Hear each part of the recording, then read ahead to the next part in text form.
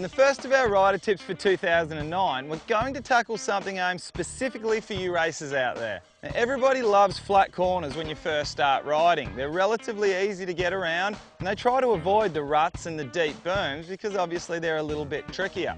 However, once you get to a certain level, and particularly once you start racing, those berms and ruts become, a little bit more of your friend. The flat corners become quite difficult. So today, what we're going to have a bit of a look at is trying to take you to the next level in your flat corners. Now there's a heap of different things that we can look at with your flat corners, covering all of the basics. Specifically what we're going to be working on today is completely changing your attitude towards flat corners. That'll see you not only change your line a bit, but carry a lot more speed through the mid and exit of your corner. First thing we need to consider here is what I call the typical dirt bike rider's attitude, and I put myself in the same category. What we tend to do is we go for the shortest line possible on the track. Rather than thinking ahead and setting up a line selection, we go straight up the inside and we drift wide coming out of corners. Now what that does is it puts us in the biggest braking bumps coming into the corner and also the biggest acceleration bumps coming out of the corner.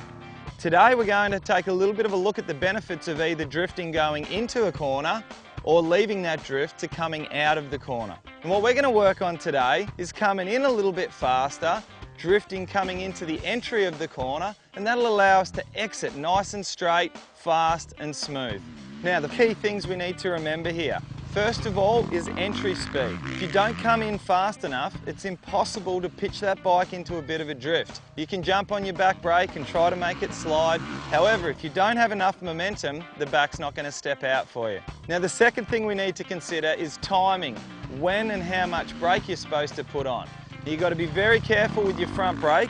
Depending on how much traction you've got in the dirt, we use just a tiny little bit of front brake with a dab of the back brake. Now whatever you do, don't lock up the back brake, or you could find the back end steps right out to the side and you could be on the deck before you know it. Just a little bit of back brake, a slight little dab, by leaning the bike over at the same time is enough to pitch it into that nice little drift.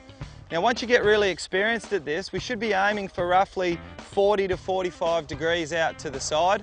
Now halfway down the straight, you already need to be thinking about when you're going to get on that back brake, because if you get on it too early, you'll completely miss the apex of the corner. Likewise, if you get on it too late, you'll completely wreck your line selection and you'll end up drifting wide all the way through the corner. So timing is very important. Now the two sections to this particular drill is your first half and your last half of the corner. The first half involves you drifting, getting on the brakes at the right time, all your timing, etc.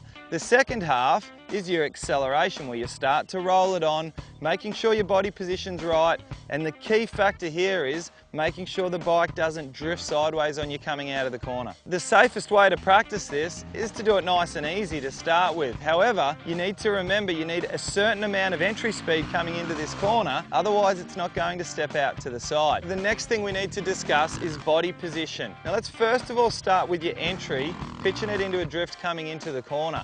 Always remember, if you start to bring your upper body slightly to the inside, it's going to help that back end step out a little bit for you, which is going to aid in the drift going into the corner. However, if you pick it back up, your upper body moving to the outside of the bike, that'll control the slide and bring it back a little bit.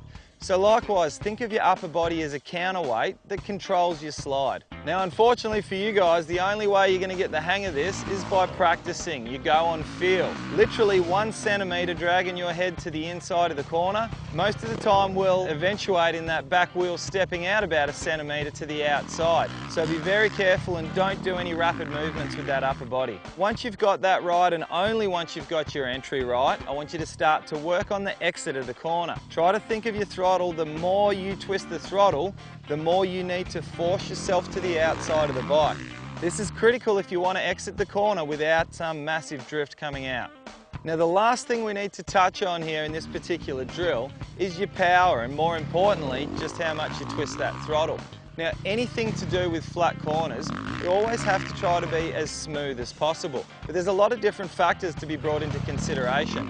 Do you have a lot of grip, a lot of traction out there, or is it a little bit wet, a little bit slippery? That determines how much throttle you can use. No matter what, even in perfect circumstances when you've got a lot of traction, you always must be progressive with your throttle. Not just snap it on, that'll always eventuate in the bike stepping out to the side. Always be smooth with your throttle application. And remember guys, while this particular drill does have a bit of technique involved with it, it's mainly about feel. So always remember, if you want to get better, practice, practice, practice. We'll see you next time.